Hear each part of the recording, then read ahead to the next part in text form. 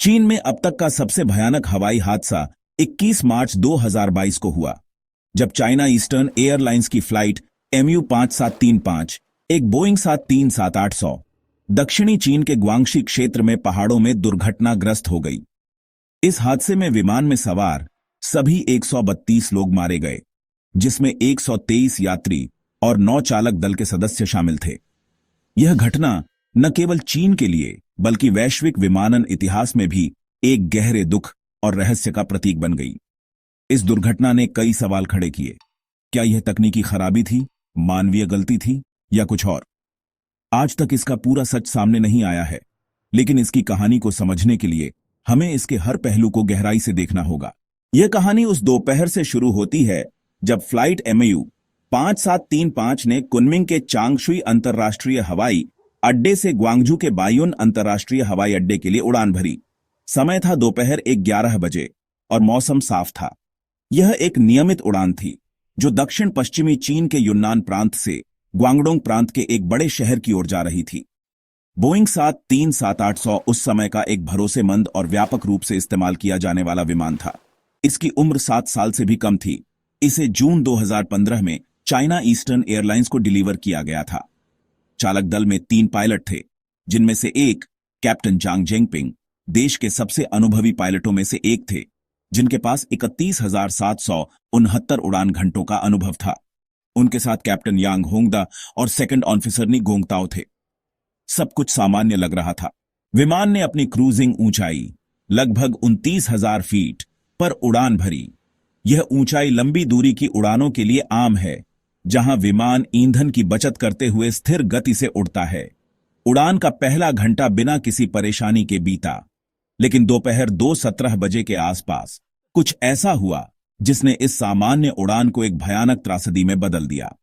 Flight radar 24 जैसे trekking platform के data से पता चला कि विमान अचानक अपनी ऊंचाई खोने लगा। यह कोई सामान्य उतराई नहीं थी। अगले 1 मिनट में विमान 20,000 फीट से ज्यादा नीचे गिर गया, 29,000 फीट से 7,400 फीट तक। यह एक असाधारण और खतरनाक गति थी।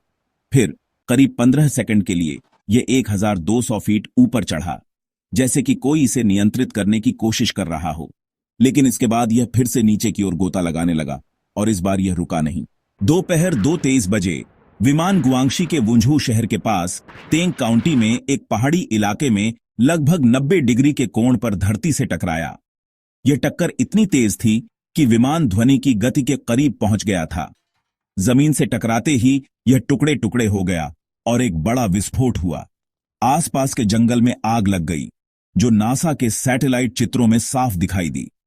स्थानीय लोगों ने बताया कि उन्होंने एक जोरदार धमाका सुना और फिर धुआं और आग की लपटें देखीं। बांस के झुरमुट और केले के पेड़ों के बीच बिखरा मलबा इस बात का सबूत था कि यह कितना विनाशकारी हादसा था। विमान के टुकड़े जमीन में 60 फीट तक धंस गए, जिससे यह अंदाजा लगाना मुश्किल हो गया कि यह कभी एक पूरा विमान था। चीन में इससे पहले कोई बड़ा हवाई हादसा 2010 में हुआ था, जब हेनान एयरलाइंस की एक फ्लाइट कोहरे में उतरते वक्त क्रैश हो गई थी, जिसमें 44 लोग मारे गए थे।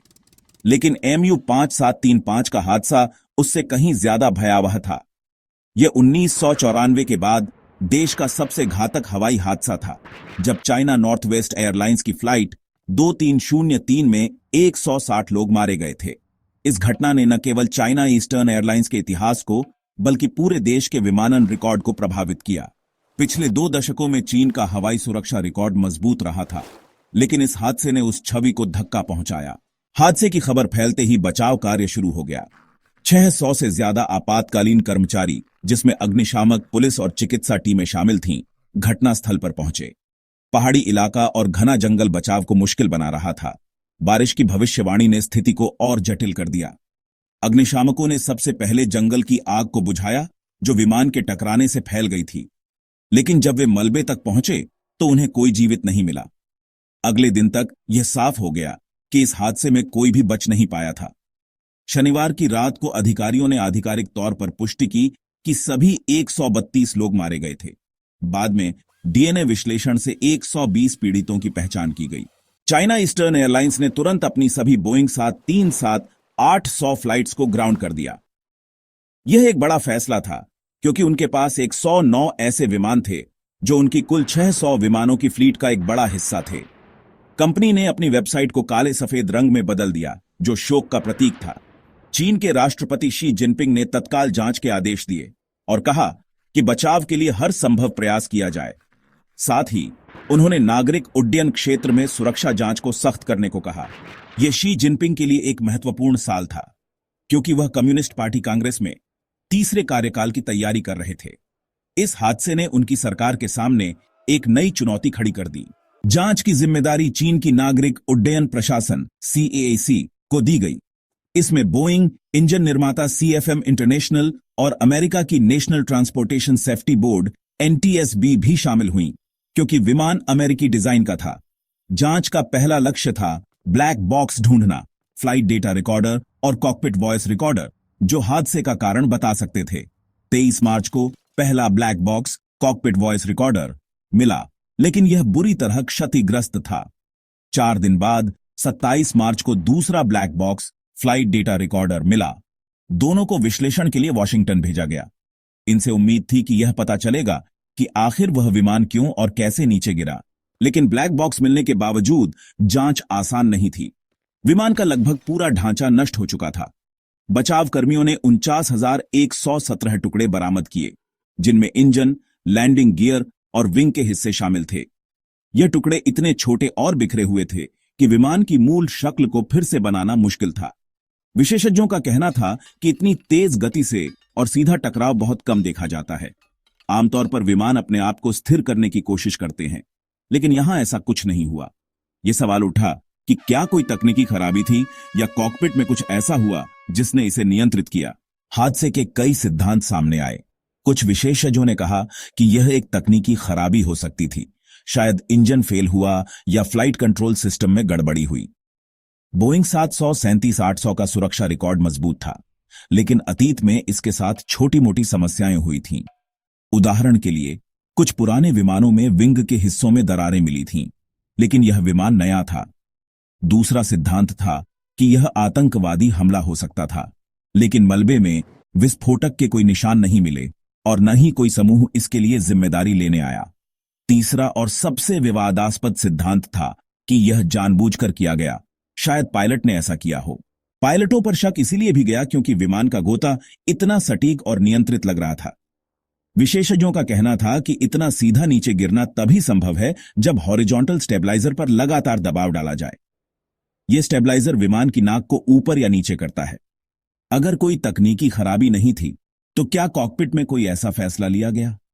कैप्टन झांग के बारे में पता चला कि वह बेहद अनुभवी थे और 2011 में मेरिटोरियस पायलट का सम्मान पा चुके थे, लेकिन कुछ रिपोर्ट्स में उनके निजी जीवन में परेशानियों की बात सामने आई। हालांकि यह पुष्ट नहीं हुआ। 2022 में रॉयटर्स की एक रिपोर्ट में 2 सूत्रों ने बताया कि जांच में कॉकपिट के कार्यों पर ध्यान केंद्रित किया जा रहा था और तकनीकी खराबी का कोई सबूत नहीं मिला, लेकिन CAAC ने इसे अफवाह करार दिया और कहा कि यह जनता को गुमराह कर रहा था। फिर भी यह सिद्धांत बना रहा। 2024 तक CAAC ने कोई अंतिम रिपोर्ट जारी नहीं की। 2023 और 2024 में अपडेट आए, लेकिन इनमें ब्लैक बॉक्स डेटा का जिक्र नहीं था। यह असामान्य था, क्योंकि आमतौर पर ऐसे हादसों की वजह जल्दी पता चल जाती है। कुछ लोगों ने इसे पारदर्शिता की कमी माना। इस हादसे का असर सिर्फ चीन तक सीमित नहीं रहा। बोइंग के शेयर 3.6% गिर गए और चाइना ईस्टर्न के शेयर 6.5% नीचे आए।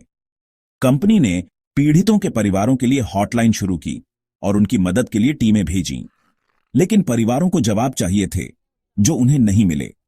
यह हादसा चीन की 100 मिलियन घंटे की सुरक्षित उड़ान का रिकॉर्ड तोड़ने वाला था।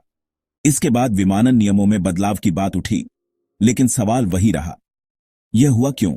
यह कहानी सिर्फ एक हादसे की नहीं है। यह तकनीक, मानवीय फैसलों और अनिश्चितता की कहानी है। जब तक ब्लैक बॉक्स का पूरा डेटा सामने नहीं आता, यह रहस्य अनसुलझा रहेगा। लेकिन इसके पीछे की घटनाएं, इसके प्रभाव और इसके सवाल हमें सोचने पर मजबूर करते हैं कि आधुनिक विमानन कितना जटिल और अप्रत्याशित हो सकता है।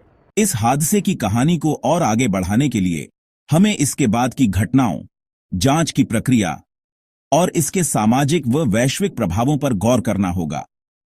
फ्लाइट MU 5735 का दुर्घटनाग्रस्त होना सिर्फ एक तकनीकी या मानवीय विफलता की कहानी नहीं थी, बल्कि यह एक ऐसी घटना थी जिसने चीन के विमानन उद्योग, अंतर्राष्ट्रीय समुदाय और पीड़ितों के परिवारों को गहरे तक प्रभावित किया। इसकी जटिलताएं और अनसुलझे सवाल इसे और भी गहरा बनाते हैं। आइए इसकी परतों को और खोलते हैं।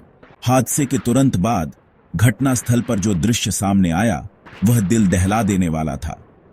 गुआंगशी के तेंग काउंटी में पहाड़ी इलाके में फैला मलबा कई किलोमीटर तक बिखरा हुआ था। बचाव कर्मियों ने बताया कि विमान के टुकड़े इतने छोटे थे कि उन्हें पहचानना मुश्किल था। एक बड़ा गड्ढा लगभग 20 मीटर चौड़ा और 60 फीट गहरा उस जगह बन गया था जहां विमान ने जमीन को छुआ। आसपास के पेड़ जलकर राख हो गए थे और धुएं का गुबार हवा में फैल रहा था। कुछ स्थानीय लोगों ने कहा कि उन्होंने हादसे से पहले एक तेज आवाज सुनी थी, जैसे कोई बड़ा विस्फोट हुआ हो। यह दृश्य किसी युद्ध क्षेत्र जैसा था। बचाव अभियान कई दिनों तक चला। पहले 48 घंटों में टीमें किसी चमत्कार की उम्मीद में मलबे को खंगालती रहीं, लेकिन जैसे जैसे समय बीतता गया यह साफ हो गया कि कोई जीवित नहीं बचा था। मलबे में व्यक्तिगत सामान मिले, बैग, कपड़े, किताबें और यहां तक कि बच्चों के खिलौने, जो इस बात की याद दिलाते थे कि यह सिर्फ एक विमान नहीं बल्कि 132 जिंदगियों की कहानी थी। एक बचावकर्मी ने बताया कि उसने एक बच्चे की किताब देखी जिसके पन्ने आधे जले हुए थे। यह दृश्य भावनात्मक रूप से भारी था और कई कर्मचारियों को मनोवैज्ञानिक सहायता लेनी पड़ी। चीन की सरकार ने इस हादसे को गंभीरता से लिया। गुआंगशी क्षेत्र में आपातकाल की स्थिति घोषित की गई और स्थानीय प्रशासन को निर्देश दिए गए कि वे हर संभव संसाधन लगाएं। ड्रोन और सैटेलाइट इमेजिंग का इस्तेमाल करके मलबे के क्षेत्र को मैप किया गया।